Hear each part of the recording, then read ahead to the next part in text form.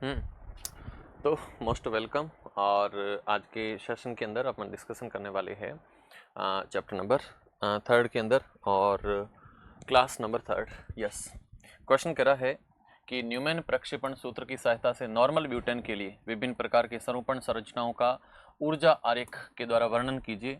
एकल क्या लिखा है आगे, एकल स्थायित्व साइक्लोहेक्सेन के सरूपणों को भी बताइए। साइक्लोहेक्सेन, साइक्लोहेक्सेन में आप लोग देखते हो, साइक्लोहेक्सेन जब बनता है तो उसके अंदर चेयर फॉर्म बनती है, उसके अंदर बोट फॉर्म की स्ट्रक्चर बनती है, तो उसको अपन दिखा सकते हैं, है ना। और बाकी न्यूमैन के जो अंदर फॉर्मूले बनते हैं वो पूर्ण ग्रसित संरचनाएं भी होती है, पूर्ण ग्रसित के साथ साथ में गॉस संरचनाएं भी होती है, ग्रसित संरचनाएं भी होती है, बिल्कुल एकदम सांतरित संरचनाएं भी होती है। तो इस टाइप से इनकी संरचनाएं ड्रॉ की जाती है। तो बात करेंगे अपन सबसे पहले नॉर्मल ब्यूटेन, और नॉर्मल ब्यूटेन के अंदर भी अपन न्यूमैन स्ट्रक्चर्स पे बात करने वाले हैं। यस, नॉर्मल ब्यूटेन, ये कार्बन नंबर, ये फ्रंट कार्बन और ये बैक कार्बन, इस पे जुड़ा हुआ CH3 H, इसी पे जुड़ा हुआ CH3, इस पे H और ये H। ये जो संरचना है ये कंप्लीट, या जिसको अपन कहते हैं फुली इक्लिप्स्ड संरचना है, फुली इक्लिप्स्ड संरचना है। इसी को अगर अपन 60 डिग्री पे रोटेट कर ले तो स्ट्रक्चर जब बनेगी तो इसमें फ्रंट कार्बन और ये बैक कार्बन, ये इसमें CH3, ये यहाँ पे H, ये H, 60 डिग्री पे रोटेट करने पर ये स्ट्रक्चर आ जाती है और इस स्ट्रक्चर को कहते हैं गॉस संरचना, है ना, गॉस संरचना। इसी को अगर 60 डिग्री पे और रोटेट कर दो तुम लोग तो ये फ्रंट कार्बन, ये बैक कार्बन, ये CH3, ये H, ये H, ये CH3 यहाँ आ चुका है ना। तो ये स्ट्रक्चर कंप्लीट यहाँ पर इक्लिप्स्ड स्ट्रक्चर होती है, वो है फुली इक्लिप्स्ड, लेकिन ये इक्लिप्स्ड है।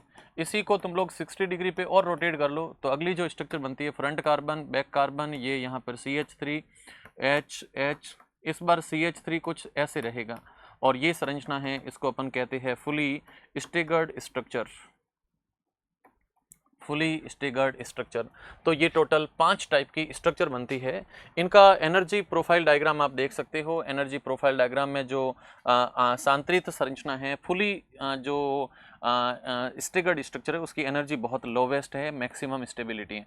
उसके बाद में आप यहाँ पे गॉच स्ट्रक्चर को देख सकते हो। गॉच क्या ना इक्लिप्स स्ट्रक्चर है। उसके बाद में आप गॉस स्ट्रक्चर देखते हो। गॉस के बाद में सबसे ज़्यादा जो एनर्जी और लेस स्टेबिलिटी है वो कंप्लीट इक्लिप्स स्ट्रक्चर की है, और यहाँ पे देख सकते हो तो गॉच स्ट्रक्चर की है। तो ये एनर्जी प्रोफाइल डायग्राम चलते हैं। नेक्स्ट आप लोग साइक्लो हेक्सेन जो स्ट्रक्चर चलती है उसमें आप देखोगे 2 फॉर्म होते हैं। एक होती है इसके अंदर चेयर फॉर्म और दूसरी होती है इसके अंदर बोट फॉर्म। ओके, तो दोनों स्ट्रक्चर है और दोनों स्ट्रक्चर जब ड्रॉ करोगे, ये इसकी चेयर फॉर्म है और चेयर फॉर्म काफ़ी स्टेबल फॉर्म होती है। इसकी जब आप बोट फॉर्म ड्रॉ करोगे तो बोट फॉर्म के अंदर जो स्ट्रक्चर आने वाली है उसमें कार्बन, इसके ऊपर हाइड्रोजन जो एक्सियल कंडीशन पे, कार्बन नंबर 4 पे हाइड्रोजन एक्सियल कंडीशन पे, इनको अपन कहते हैं फ्लैग पोल हाइड्रोजन। और फ्लैग पोल हाइड्रोजन दिखने में तो आपको ऐसे दिख रहा है, लेकिन इन दोनों के बीच में मैक्सिमम रिपल्शन होता है, इसलिए ये कंपाउंड लेस स्टेबल कंपाउंड होता है। अगला कंपाउंड, फिशर प्रक्षेपण सूत्र लिखने के लिए कोई भी 2 नियम बताइए। यस, फिशर प्रक्षेपण, फिशर प्रक्षेपण जब सूत्र लिखते हैं तो उसको लिखने का ये तरीका होता है, उसमें एक ऊर्ध्वाधर रेखा होती है और एक उसके अंदर क्षैतिज रेखा होती है। एक ऊर्ध्वाधर और एक उसके अंदर क्षैतिज रेखा होती है। ओके, लिखने के लिए कागज के दल पर लंबवत काटती हुई रेखा खींचते हैं। एक रेखा ऊर्ध्वाधर, दूसरी क्षैतिज होती है। वह बिंदु जिस पर रेखाएं एक दूसरे को काटती है वो वहां पर कायरल कार्बन होता है। अगला पॉइंट, इसमें जो ऊर्ध्वाधर रेखा है उसमें ऊपर की तरफ उस ग्रुप को रखा जाता है जो सबसे ज्यादा ऑक्सीडाइज ग्रुप होता है। ऊर्ध्वाधर रेखा उस अणु में सबसे लंबी श्रृंखला को दर्शाती है और शीर्ष पर उस समूह को रखते हैं जो सबसे ज्यादा ऑक्सीकरण करने वाला समूह होता है और इसी अणु को अनुलग्न देने वाला भी होता है। तो इस टाइप से इन दोनों को दर्शाते हैं। अगला है 2 किरेल कार्बन परमाणु वाले एरिथ्रो और थ्रियो समावेवियों की पहचान की प्रमुख विधियों के नाम लिखिए। यस, बात हो रही है ई और जेड पे, जिसमें दो दो कायरल कार्बन होने चाहिए। तो दो दो कायरल कार्बन के अंदर आप देखोगे तो जैसे दो दो कायरल कार्बन में एक तरफ Cl दे दो, एक तरफ OH दे दो, यहाँ H तो चलेगा, और उसके साथ में तुमने CH3 जोड़ दिया और यहाँ पे भी CH3 जोड़ दिया। देख लो, हर के ऊपर प्रत्येक पे जुड़ने वाला जो चारों ग्रुप है वो अलग अलग है, इसलिए इसमें दो कायरल कार्बन है, इसमें भी दो कायरल कार्बन है। और इसके जब समावयवी बनते हैं तो इन समावयवियों की स्ट्रक्चर को आप ड्रॉ करोगे मिरर प्लेन से, तो मिरर प्लेन से जो संरचनाएं बनेगी उन संरचनाओं के अंदर इधर CH3, इधर की तरफ CH3, इधर की तरफ H, यहाँ पे H, यहाँ पे Cl, यहाँ पे OH, ये संरचनाएं आने वाली है। और इसमें ये कायरल कार्बन आ जाएगा, इसमें ये यहाँ पर कायरल कार्बन आ जाएगा, है ना। तो इसके अंदर ये इसके समावयवी हो जाएंगे। अब समावयवियों में आप देख सकते हो इसके अंदर बल्कि ग्रुप सेम साइड है, बल्कि ग्रुप सेम साइड है, बल्कि ग्रुप सेम साइड है, बड़ा ग्रुप सेम साइड है। बड़ा ग्रुप सेम साइड होता है तो इसको कहते हैं जेड फॉर्म, इसको भी कहेंगे जेड फॉर्म। Okay, yes. अगर उसमें बल्कि ग्रुप अलग अलग साइड में होते तो उसको अपन ई फॉर्म के नाम से जानते। कैसे? ये CH3, यहाँ पे CH3, यहाँ पे OH, यहाँ पे H, यहाँ पे Cl और यहाँ पे H। इसमें जब आप अगली स्ट्रक्चर ड्रॉ करोगे तो ये CH3, ये दो कायरल कार्बन, यहाँ पे CH3, यहाँ पे H, यहाँ पे Cl, यहाँ पे H और यहाँ पे OH। इसमें बल्कि ग्रुप इधर की तरफ, इसमें बड़ा ग्रुप इधर की तरफ, इसलिए इसको अपन ई फॉर्म के नाम से जानते हैं। तो ये इसका सिंपल सा क्वेश्चन था, आंसर था, जिसको आपने देख लिया है कैसे जेड फॉर्म, कैसे ई फॉर्म, जुशामेन और एंटीजन को नोट किया जाता है। अगला क्वेश्चन, साइक्लोहेक्सेन के कुर्सी रूप और उसके नौका रूपों में से कौन ज्यादा स्थायी है और क्यों स्थायी है, इसको देखोगे। यस, बात हो रही है साइक्लोहेक्सेन पे। अब तुम इन चीजों को बहुत अच्छे से एक्सप्लेन कर चुके हैं। यस, ये चेयर फॉर्म है और चेयर फॉर्म में ये कार्बन नंबर 1 है, ये कार्बन नंबर 4 है। जब आप बोट फॉर्म को ड्रॉ करोगे तो बोट फॉर्म की स्ट्रक्चर के अंदर ये इसका कार्बन नंबर 1 है, ये इसका कार्बन नंबर 4 है। इसका ये जो हाइड्रोजन है, इधर की तरफ हाइड्रोजन है, इनके बीच में मैक्सिमम रिपल्सन होता है, इनके बीच में मैक्सिमम रिपल्सन होता है। और मैक्सिमम रिपल्सन के कारण ये जो कंपाउंड है वो सबसे लेस स्टेबल फॉर्म में आ जाता है। क्या हो जाता है? लेस स्टेबल फॉर्म में आ जाता है। इधर की तरफ आप देखोगे तो कार्बन नंबर 4 और 1 कार्बन नंबर का जो हाइड्रोजन है वो कुछ भी रिपल्सन नहीं करता है, और जब रिपल्सन नहीं होता है तो इनके बीच में कोई रिपल्सन नहीं है, जबकि उधर की तरफ मैक्सिमम रिपल्सन है। इसलिए आप देखोगे इन दोनों स्ट्रक्चर के अंदर जो बोट फॉर्म और चेयर फॉर्म है, इन दोनों में देखोगे तो एक तरफ अपने पास में बोट फॉर्म है। बोट फॉर्म की जो एनर्जी है वो काफी हाई होती है, एनर्जी हाई होती है, इसलिए वो कंपाउंड लेस स्टेबल कंपाउंड होता है। दूसरी तरफ आप देखोगे तो बोट फॉर्म के बाद में इसकी आती है चेयर फॉर्म, और चेयर फॉर्म का जो कंपाउंड है इसकी एनर्जी होती है लो, यानी कि लेस एनर्जी होती है, और लेस एनर्जी के कारण ये मोर स्टेबल कंपाउंड होता है, मोर स्टेबल फॉर्म होती है। तो चेयर फॉर्म मोर स्टेबल है, ये इसकी स्टेबिलिटी है, और बोट फॉर्म लेस स्टेबल होती है, तो ये मोर स्टेबल है, और जबकि इधर की तरफ ये लेस स्टेबल फॉर्म में आ जाती है। तो ये कुछ इसके पॉइंट ड्रॉ किए जाते हैं। क्वेश्चन आ रहा है कौन सा ज़्यादा कौन सा कम, तो ये सब फ्लैग पोल पे डिपेंड करता है।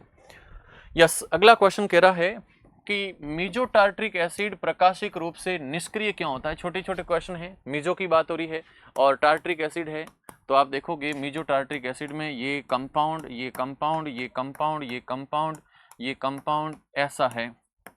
और आप लोग अच्छे से जानते हो किसी भी कंपाउंड में अगर सममिति तल पाया जाता है तो ये जो कंपाउंड है ये ऑप्टिकली डेक्स्ट्रो रोटेटरी है, तो ये वाला कंपाउंड है ये ऑप्टिकली लेवो रोटेटरी है। ये डी फॉर्म में होगा तो ये एल फॉर्म में होगा।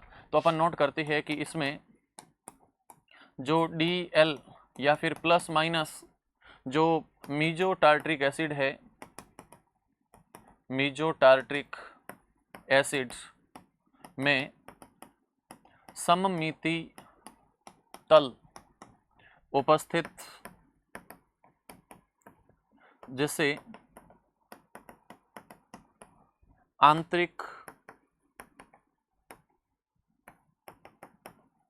प्रतिकार के कारण, इंटरनल कंपेंसेशन के कारण जो ये यौगिक है वो यौगिक ऑप्टिकली इनएक्टिव होता है, ऑप्टिकली इनएक्टिव कंपाउंड होता है। ये प्रकाशिक रूप से अक्रिय होता है, क्योंकि एक कंपाउंड एक्स्ट्रा रोटेटरी है तो उसी का आधा भाग लेवो रोटेटरी है, तो ये जो कंपाउंड है वो ओवरऑल ऑप्टिकली इनएक्टिव हो जाता है।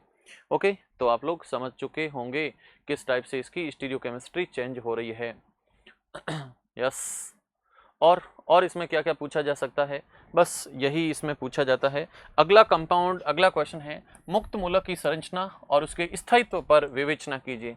मुक्त मूलक की बात होती है कोई भी परमाणु या परमाणुओं का समूह जिसमें जो विषम परमाणु है ना, या फिर अयुग्मित इलेक्ट्रॉन उपस्थित होता है ना, कोई भी परमाणु या परमाणुओं के समूह जिसमें विषम या फिर अयुग्मित इलेक्ट्रॉन उपस्थित होता है तो उसको अपन मुक्त मूलक के नाम से जानते हैं। और मुक्त मूलक हमेशा समांश बंध विखंडन से निर्मित होता है, और जब समांश बंध विखंडन होता है तो एक विद्युत रूप से उदासीन और इलेक्ट्रोफाइल निर्मित होता है जिसमें कार्बन sp3 संकरित होता है, पिरामिडल या फिर चतुष्फलकीय ज्यामिति में होता है ना, समतलीय त्रिकोणीय संरचनाएं भी पाई जाती है। तो नोट करते हैं, जब परमाणु या परमाणुओं का समूह, परमाणु या परमाणुओं का समूह जिसमें समांश बंध विखंडन, समांश बंध विखंडन होने पर, समांश बंध विखंडन होने पर, जिसमें समांश बंध विखंडन होता है होने पर अयुग्मित इलेक्ट्रॉन, अयुग्मित इलेक्ट्रॉन उपस्थित होता है तो इसे मुक्त मूलक कहते हैं, मुक्त मूलक कहते हैं।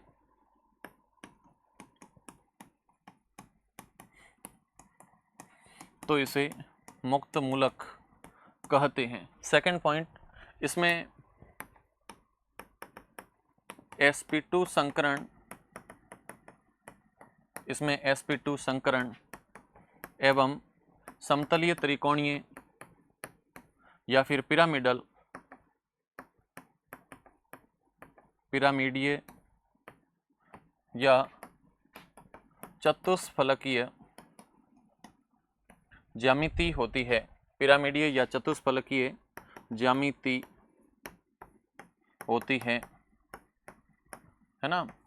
sp2 संकरण होता है, पिरामिडीय या फिर चतुष्फलकीय ज्यामिति भी होती है। तो ये सारी चीजें यहाँ पर मुक्त मूलक के रेस्पेक्ट में थी। नेक्स्ट आप देखोगे कि इसका कैसे कैसे स्थायित्व होता है।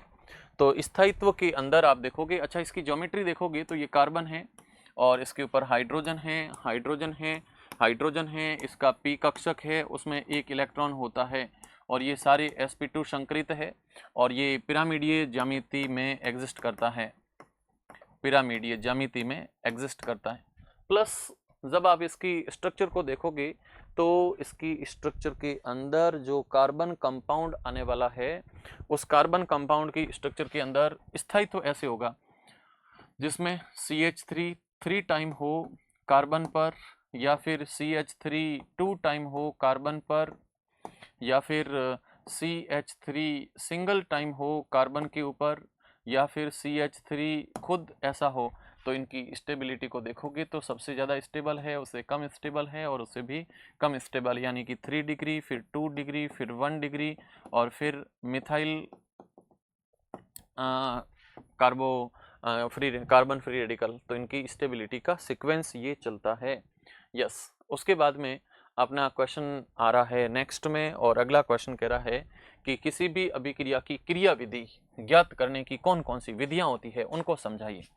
कोई भी केमिकल रिएक्शन है तो उस केमिकल रिएक्शन की जो अभिक्रिया है उस अभिक्रिया की मैकेनिज्म अगर पता करनी है तो सही रिएक्शन की रिएक्टिविटी या उसकी मैकेनिज्म को पता करने के लिए ऊर्जा परिवर्तन, या फिर उसमें प्रैक्टिकल परीक्षण जो भी प्रक्षेपण होते हैं उन सभी के आधार पर देखोगे तो सबसे पहले उत्पाद विश्लेषण विधि से आप ज्ञात कर सकते हो, है ना। तो सबसे पहले है उत्पाद विश्लेषण विधि।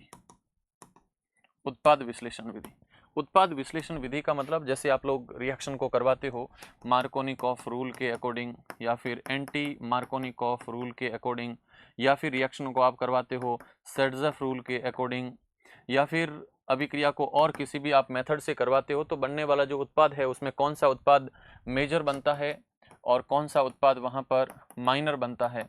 अभिक्रिया के अंदर बनने वाले उत्पाद के आधार पर आप रेट ऑफ रिएक्शन को कैलकुलेट कर सकते हो, आप उस अभिक्रिया की मैकेनिज्म को पता लगा सकते हो। दूसरा पता लगाने का जो तरीका है वो है stereochemistry. Stereochemistry of reaction.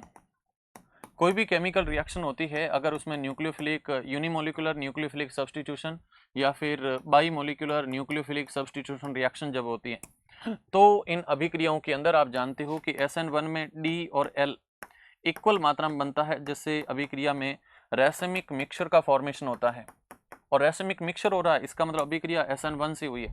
SN2 आपको पता होगा कि एक सिंगल स्टेप रिएक्शन होती है और सिंगल स्टेप रिएक्शन जब होती है तो इसमें इंटरमीडिएट बनता है, प्लस इसके अंदर अभिक्रिया जब बनती है होती है तो उसमें वॉल्डन इन्वर्जन होता है। आप लोग जान सकते हो कि जो सेंट्रल कार्बन एटम है उसका ओरिएंटेशन मतलब डेक्स्ट्रो और लेवो के रेस्पेक्ट में अगर वो चेंज हो रहा है तो वॉल्डन इन्वर्जन का कंपाउंड बनता है, और अगर रेसमिक मिक्सचर हो रहा है तो SN2 का कंपाउंड बनता है। उसी टाइप में कोई भी अगर आइसोटॉप की पोजीशन होती है तो आइसोटॉप्स की प्रेजेंस में भी रेट ऑफ रिएक्शन और रेट ऑफ रिएक्शन के साथ में प्रोडक्ट के साथ में उसकी मैकेनिज्म, इन सभी को अपन पता लगा सकते हैं। अगर कहीं पे भी आइसोटॉप जो काफ़ी हैवी आइसोटॉप होता है तो उसकी रेट ऑफ रिएक्शन काफ़ी धीमी होगी, और अगर कोई भी आइसोटॉप है वो बहुत ही लाइट है, बहुत ही हल्का है, तो हल्का होने पर वहाँ पे जो कंपाउंड बनेगा वो रेट ऑफ रिएक्शन में काफ़ी तीव्र गति से निर्मित होता है। तो इनसे रेट ऑफ रिएक्शन है, इन सभी चीज़ों का तुम लोग पता लगा सकते हो। रेट ऑफ रिएक्शन को आप कंसीडर कर सकते हो। बनने वाला प्रोडक्ट है कहीं पर मेजर बनता है, माइनर बनता है, इलेक्ट्रोफिलिक या फिर न्यूक्लियोफिलिक, या फिर SN1 है, SN2 है, E1 है, E2 है, एलिमिनेशन रिएक्शन होती है।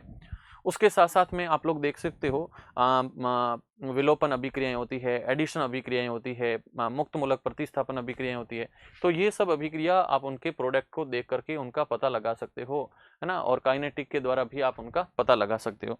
तो ये आज का एक छोटा सा सेशन था जिसमें तुमने इन चीज़ों को देखा है। Thank you, wish you all the best और पढ़ाई करते रहो। Thank you.